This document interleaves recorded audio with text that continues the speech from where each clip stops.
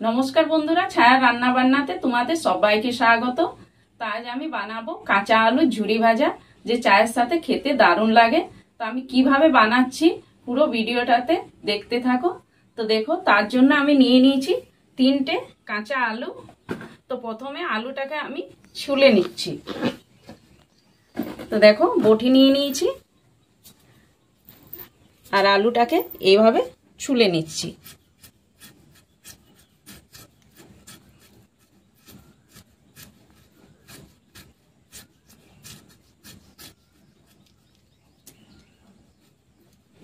তো দেখো, আলুটাকে আমি ছুলে নিয়েছি। তো একটু ধুয়ে নিচ্ছি।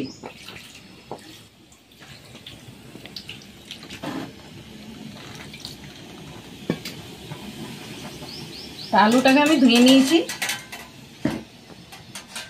তো দেখো, একটা বড় বাটিতে আমি জল নিয়ে নিয়েছি আর একটা গ্রেটার নিয়ে নিয়েছি। দুটো ফুটো আছে, তাই আমি বড় ফুটোটাতে গ্রেটার করে নিচ্ছি, যাতে একটু মোটা মোটা হয়।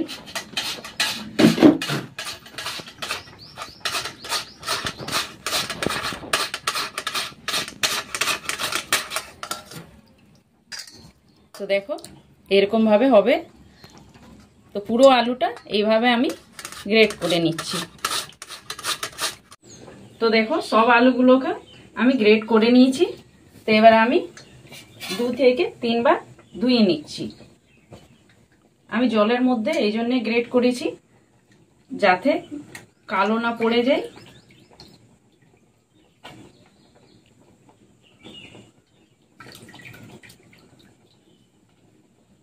আলুগুলোকে আমি 2 থেকে 3 বার ধুয়ে নিয়েছি আর নিংড়ে একটা থালার মধ্যে নিয়ে নিয়েছি। একটা আমি সুতির কাপড় পরিষ্কার নিয়ে পরে এরকম করে জলটা মুছে নিতে হবে, যাতে এটা তেলের মধ্যে দিতে গেলে গায়ের মধ্যে তেলটা যাতে গায়ে ছিটকে না পড়ে যায়। তো এরকমভাবে যত আলুটাতে জল আছে ভালো করে এরকমভাবে শুকিয়ে নিতে হবে, যেন একটুও জল না থাকে। তো দেখো, আমি সব আলুটাকে ভালো করে মুছে নিয়েছি। আলুর মধ্যে যে জল ছিল সেটা একদম শুকিয়ে নিয়েছি ভালো করে। তো চলো এবারে ভাজা যাক। উনুনের মধ্যে বসিয়ে দিয়েছি কড়াই আর দিয়ে দিয়েছি সাদা তেল। তেলটা গরম হয়ে গেছে ভালো করে। তো এবারে আমি গ্রেট করা আলুটাকে এইভাবে একটু করে নেব আর এইভাবে দিয়ে দিব। বেশি দেওয়ার দরকার নেই, এরকম ভাবে দিয়ে আর এইভাবে নাড়াতে থাকবো। তো দেখো, আলুটা ভালো করে ভাজা হয়ে গেছে। তো এবার আমি তুলে থালের মধ্যে নিয়ে নিচ্ছি।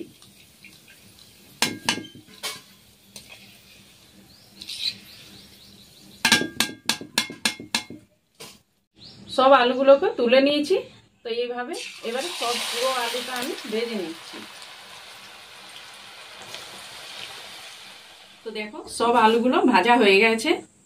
তো এবারে আমি কিছু বাদাম নিয়ে নিয়েছি আর কড়ি পাতাটাকে ধুয়ে নিয়ে ভালো করে মুছে নিয়েছি। তো এবারে বাদামটা দিয়ে দিচ্ছি তেলের মধ্যে।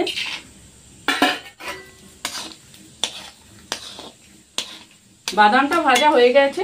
তো এবার আমি তুলে নিচ্ছি।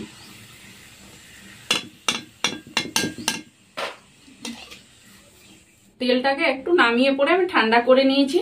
তারপরে এবারে দিয়ে দিচ্ছি কড়ি পাতাটা।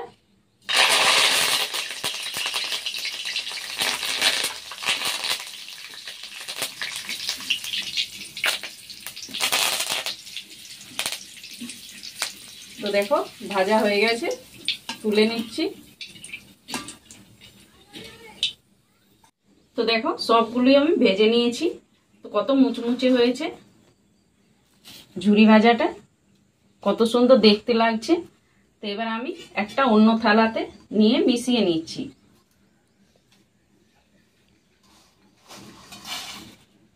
এই থালার মধ্যে একটু তেল উঠে গেছে, তাই আমি অন্য থালাতে নিয়ে নিচ্ছি।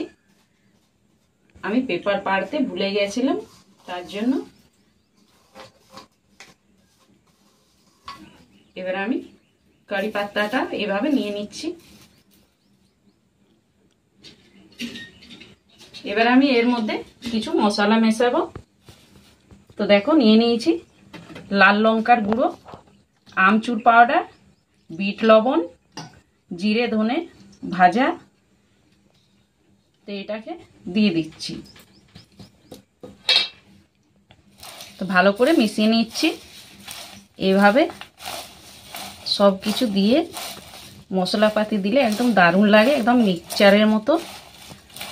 আর এটা তোমরা অনেক দিন ধরে রেখে খেতে পারো। সব কিছু আমি ভালোভাবে মিশিয়ে নিয়েছি। তো আমার মেশানো হয়ে গেছে। এবারে চায়ের সাথে খেতে একদম রেডি। আর খুবই ঝটপট হয়ে তৈরি হয়ে যায়। তো দেখো আমার ঝুরি ভাজা রেসিপিটা একদম কমপ্লিট। তো আমার ঝুরি ভাজার রেসিপিটা তোমাদের কেমন লেগেছে কমেন্টে অবশ্যই বলো। যদি ভালো লেগে থাকে তো লাইক কমেন্ট শেয়ার করতে ভুলো না। আর আমার চ্যানেলটিকে সাবস্ক্রাইব করো। তবে আবার আসছি একটা নতুন ভিডিওতে।